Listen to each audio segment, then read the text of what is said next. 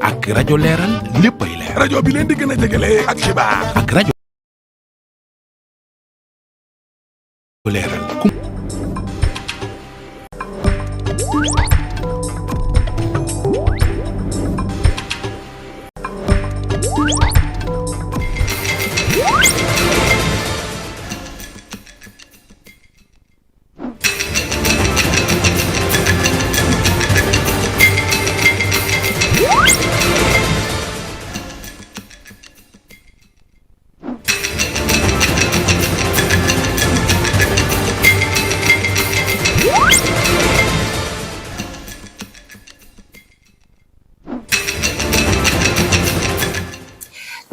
La réponse est dans ce 19h, dont voici les titres.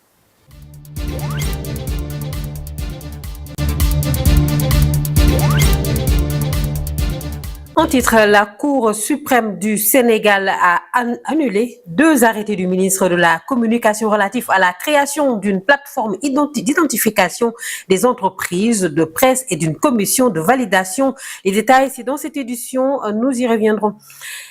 À Dakar aussi, à Dakar et Abu Dhabi renforcent leur coopération à travers une série d'échanges diplomatiques de haut niveau, de l'énergie aux mines, en passant par le commerce, l'agriculture, le numérique, et la santé et les infrastructures.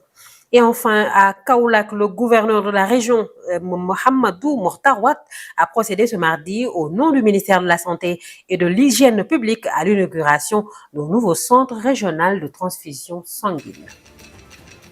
Voilà donc pour les grandes lignes de cette édition. Le développement, c'est tout de suite.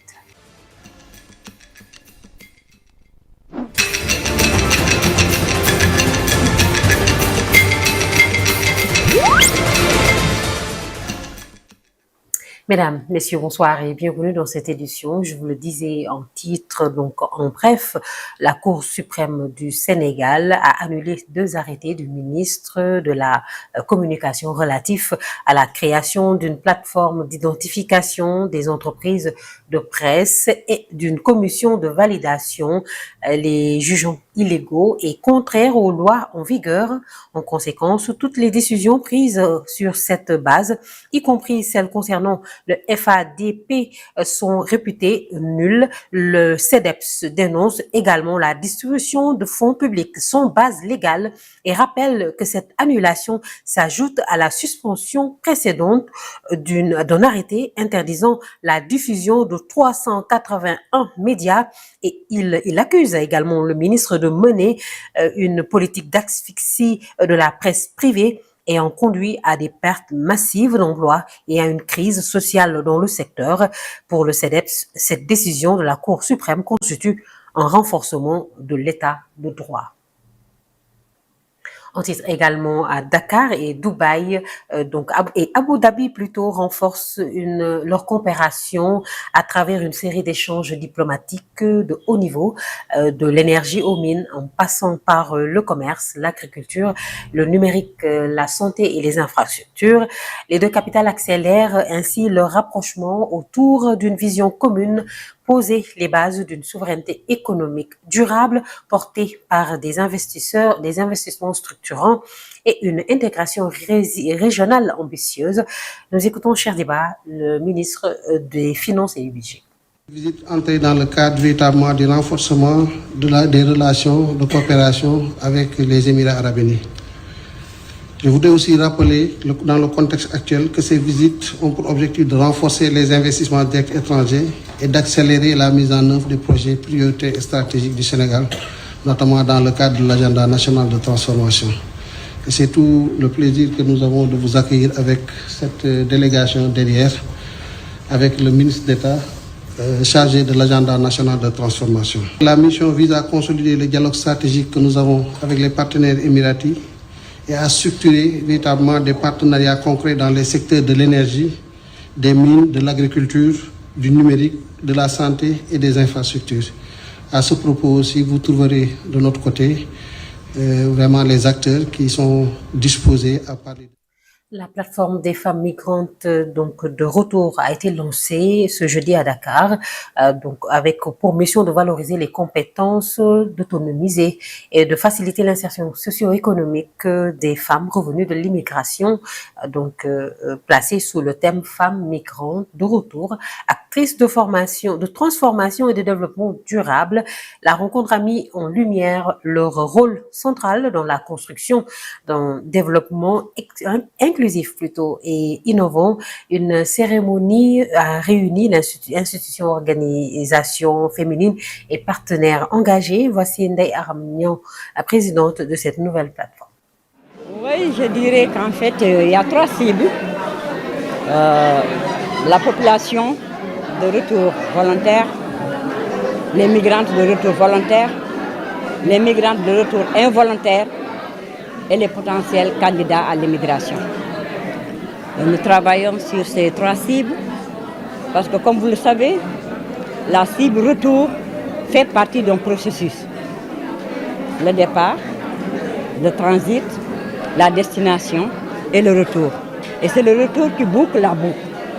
Et dans chaque projet d'immigration, il y a toujours le retour avec lequel une place importante est accordée au retour. Cette plateforme a été mise en place avec l'appui du Forum social sénégalais par la clairvoyance et l'initiative de M. Mignan Diouf, qui nous a accompagnés, qui nous a encadrés. Et aujourd'hui, c'est un grand plaisir de voir les institutionnels à nos côtés, les partenaires au développement à nos côtés. Et la cible est venue répondre en masse. En fait, comme vous le savez, les migrantes de retour sont de véritables actrices de développement. Et elles sont capables de cerner tous les défis du développement. Elles réclament leur réinsertion sociale, économique et au niveau des familles. Et je pense qu'avec le phénomène migratoire, donc on doit beaucoup sensibiliser les familles d'origine, l'État et tout le monde. Parce que comme vous l'avez vu aujourd'hui, donc il y a tous les secteurs de la société qui sont venus répondre à nos... Bref, le FDR annonce le lancement d'un nouveau plan de mobilisation nationale pour faire face, selon lui, à la crise politique, économique et sociale provoquée par le régime de PASTEF. Il dénonce les conflits internes au sommet de l'État, la dégradation économique, l'incapacité du gouvernement à honorer ses engagements, bourses, factures, dettes envers les OPS, la hausse des importations de céréales, les scandales de détournement, l'immigration clandestine et les multiples mouvements sociaux. Le FDR critique également la baisse jugée insignifiante des prix de l'énergie, malgré la baisse du prix du baril. Face donc à cette situation, il appelle donc le FDR appelle à une mobilisation urgente et donc de l'union et à l'union de toute l'opposition pour mettre fin à ce régime actuel. Nous y reviendrons. Autre élément, afin de renforcer l'inclusion des jeunes femmes dans l'écosystème commercial, dans les écosystèmes plutôt, commerciaux, numériques, l'autorité de régulation des télécommunications et des postes a signé un accord de partenariat avec l'Union internationale des télécommunications, à Bakou, à Azerbaïdjan. Cette convention inscrite donc dans la première phase d'un programme dédié constitue une étape majeure vers un environnement numérique plus équitable, accessible au Sénégal. Écoutons Daïro Thiam, directeur général de l'ARTP. Le Sénégal a eu le privilège, à travers l'autorité de régulation des télécommunications et des postes, de signer une convention avec le Bureau de développement des télécommunications, qui est un organe de l'Union internationale des télécommunications, lors de la récente conférence mondiale de développement des télécommunications qui s'est déroulée à Bakou. Donc cette convention est une convention de soutien aux populations du Sénégal, mais surtout aux femmes, pour mieux adopter les services de communication électronique.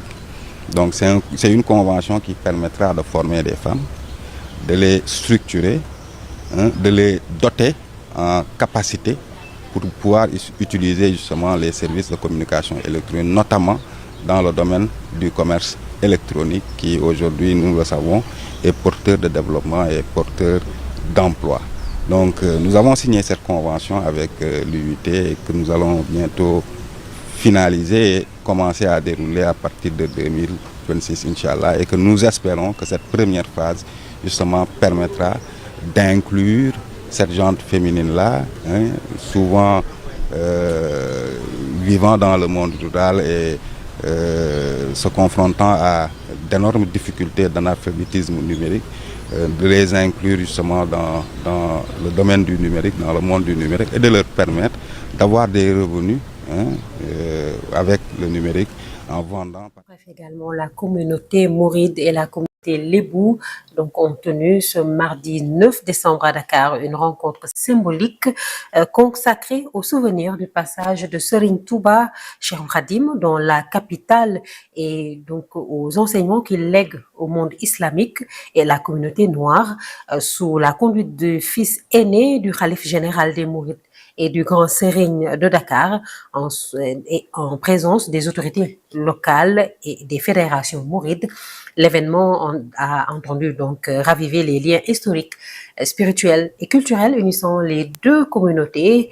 Nous y reviendrons sûrement dans nos prochaines éditions.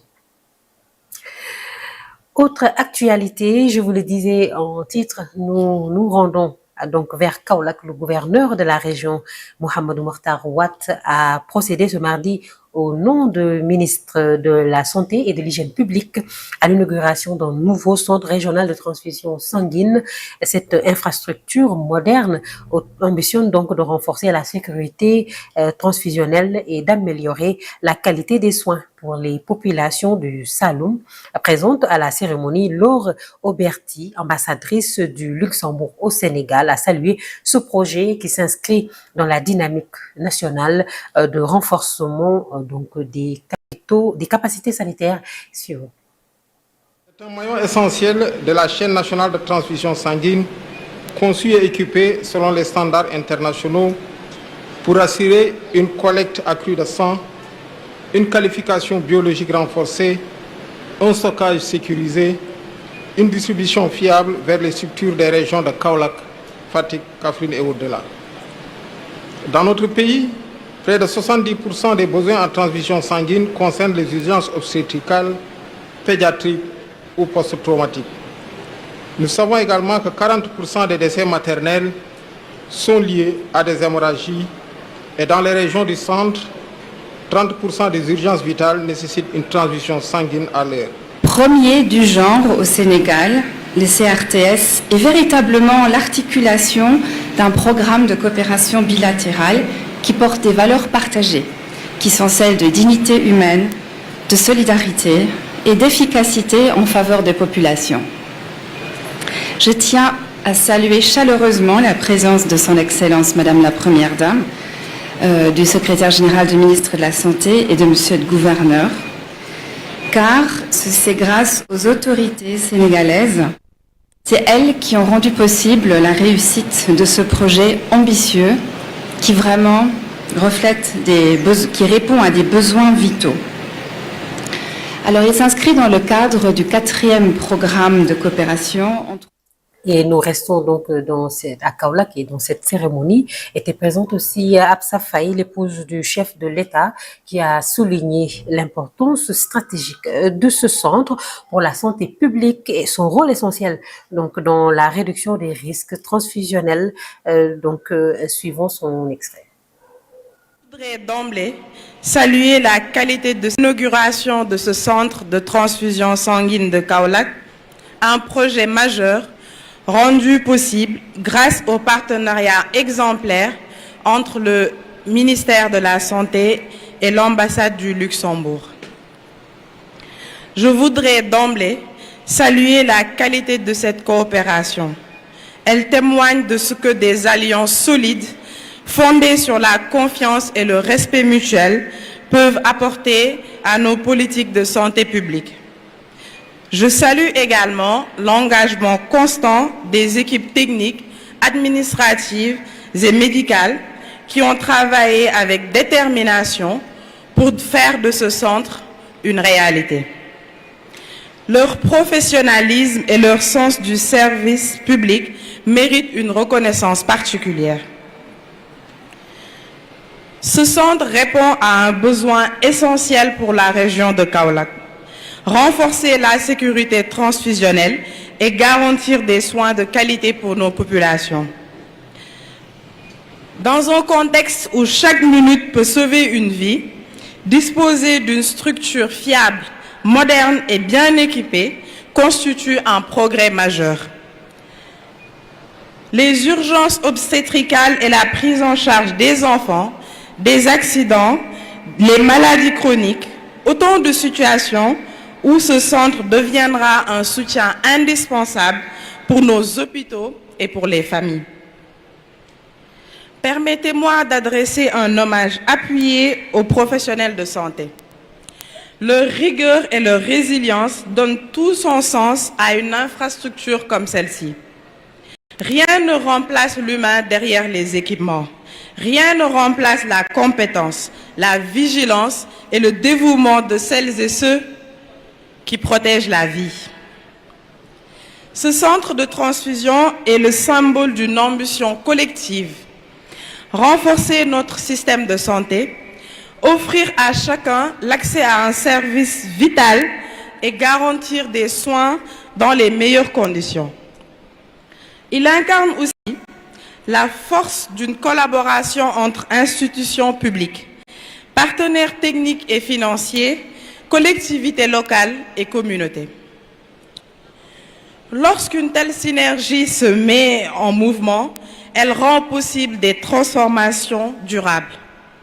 Puissent ces installations devenir un pilier fiable pour nos structures hospitalières, un outil efficace pour sauver des vies et un modèle de coopération fructueuse pour les projets à venir. Ensemble, nous démontrons que lorsque nous unissons nos forces, nous pouvons construire un avenir.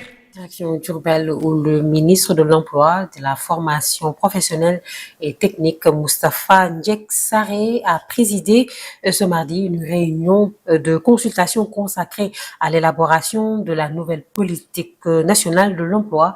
Selon lui, l'objectif est de promouvoir une approche participative et concertée afin de produire un document stratégique reflétant à la fois les aspirations des populations et les réalités locales et les priorités spécifiques de chaque région. Écoutons Moustapha Ndiaye Sarré. Donc voici au micro de Djibril Khoulé, notre correspondant. Dans le cadre de l'élaboration de la politique nationale de l'emploi, nous sommes aujourd'hui à Diourbel qui constitue la 9e étape des comités régionaux de développement que nous organisons dans toutes les régions du Sénégal.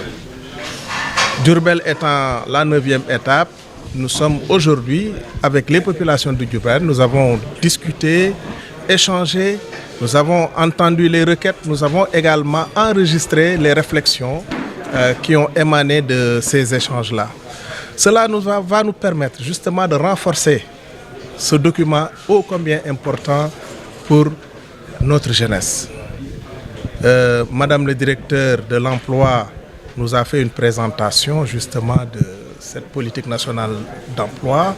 Nous avons également reçu une présentation de l'inspecteur du travail, l'inspecteur régional du travail, qui nous a présenté la région, ses potentialités, les contraintes que la région rencontre d'une façon générale.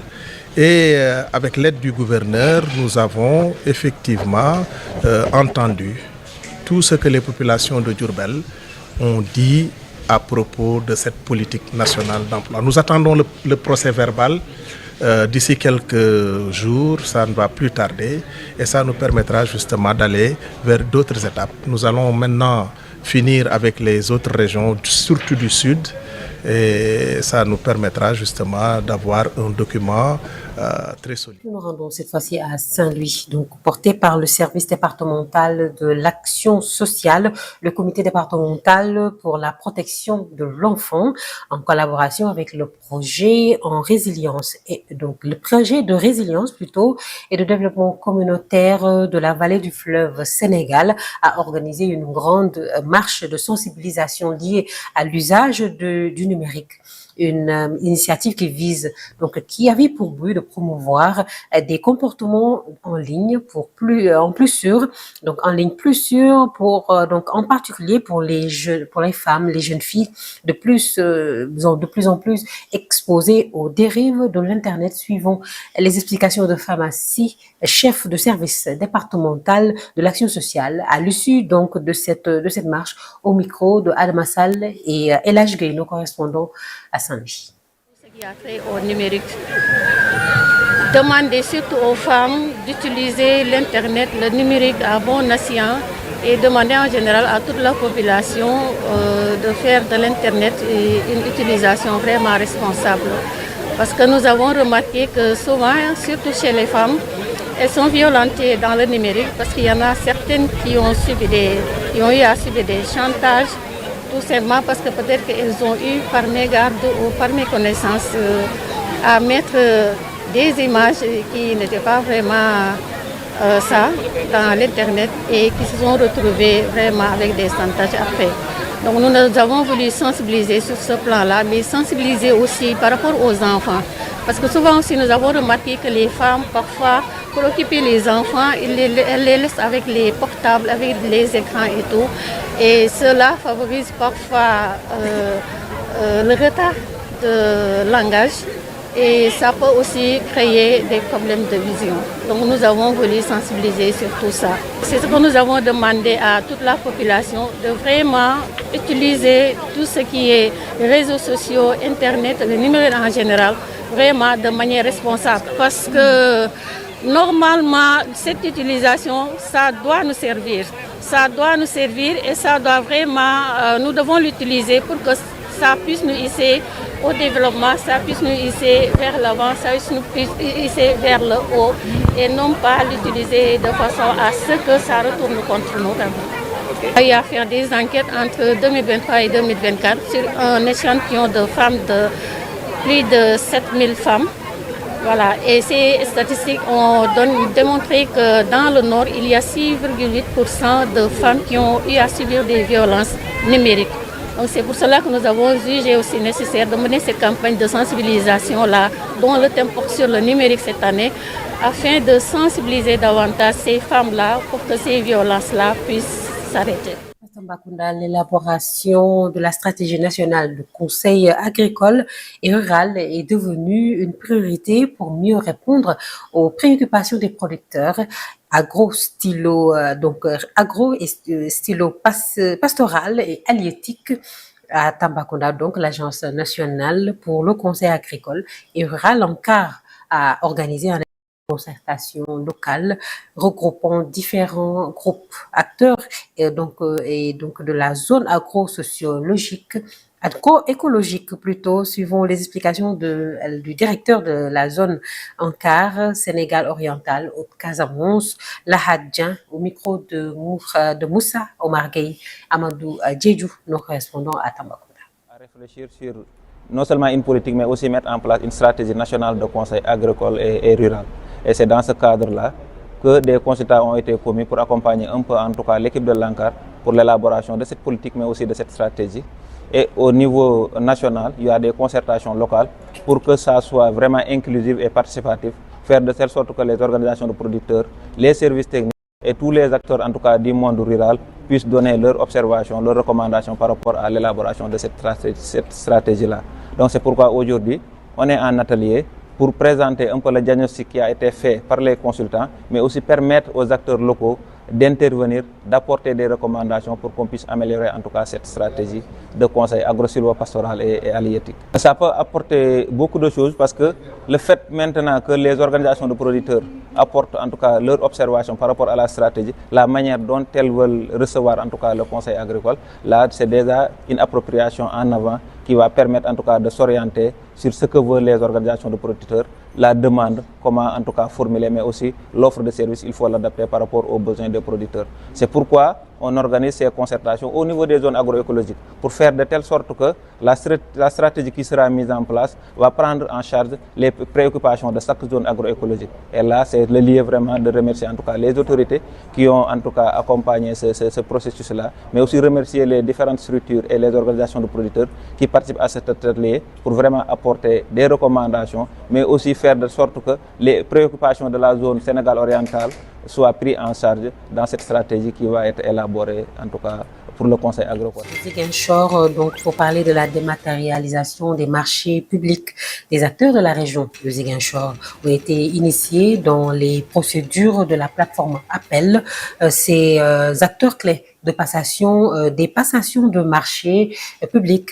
Donc, des Ziguinchor, on prépare à une formation et sensibilisation sur la maîtrise de ces plateformes. La rencontre devrait pouvoir permettre aux agents de la direction centrale des marchés publics d'exercer leur rôle de contrôle a priori et de doter le secteur privé d'outils nécessaires pour soumettre leurs offres via cette plateforme. Nous écoutons à ce propos Seynou Cissé, directeur de la stratégie de la documentation et de l'autorité de régulation de la commande publique ARCOP. Dans le cadre d'une caravane de sensibilisation sur la dématérialisation des procédures des marchés publics. L'objectif qui est visé, c'est d'abord sensibiliser les autorités contractantes sur cette nouvelle donne, en tout cas qui apporte non seulement la célérité, la sécurité, mais aussi la traçabilité dans les opérations de passation des marchés. En fait, cette plateforme permet aux autorités contractantes d'abord de préparer leur marché, donc de planifier le marché, de préparer et de lancer leur marché. Il permet également aux acteurs privés de soumissionner en préparant leurs offres et également de réceptionner en simultané et en toute transparence les PV qui sont générés par cette plateforme. En tout cas, c'est une plateforme sécurisée qui a été développée avec les technologies les plus avancées, mais aussi une plateforme qui est hébergée dans un data center Tier 3 qui offre la sécurité, la disponibilité, la redondance. Et vous l'avez tous constaté lors des présentations que de manière très fluide, il n'y a pas de lenteur dans l'accès donc aux différentes interfaces et que tout s'est fait vraiment en toute transparence. Voilà, c'était donc tout pour cette édition de 19h que nous avions un plaisir à vous présenter avec la collaboration de nos amis de la régie, Ramadan Sarr et Papi Ndoye. Merci à vous de nous suivre. Restez avec nous. Nos programmes continuent.